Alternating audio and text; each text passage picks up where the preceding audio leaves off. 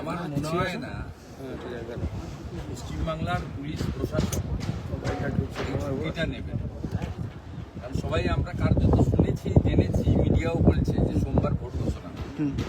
Election commission যে ধরনের কড়া ব্যবস্থা নিয়েছে, আর কেন্দ্রীয় বাহিনী ভোট ঘোষণার আগে তো রাজ্যে কোনোদিন আসেনি, এবং পরিবর্তন যাত্রাতে একদিকে প্রশাসন বা পুলিশ পরিবর্তনের গন্ধ পেয়ে নিরপেক্ষ হওয়ার চেষ্টা করছে কিছুটা। আমাদের চোখে যা পড়েছে বলছি, আমরা 10 দিনই মাঠে ছিলাম, দলের 2 দিন ছাড়া।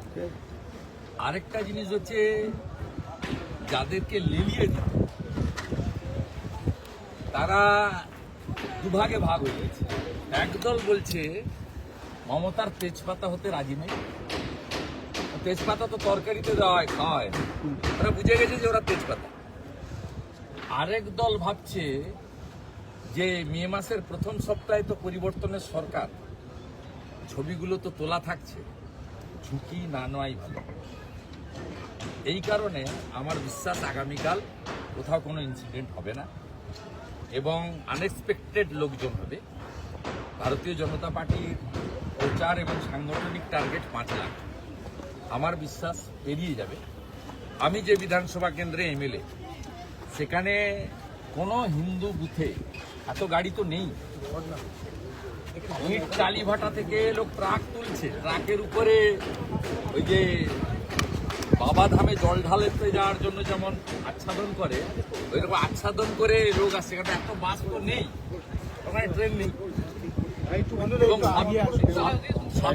অবাক হলাম, কেন্দাবাড়ি বলে মুসলিম গ্রাম পঞ্চায়েতে, ওখানে মাসুদ বলে একটা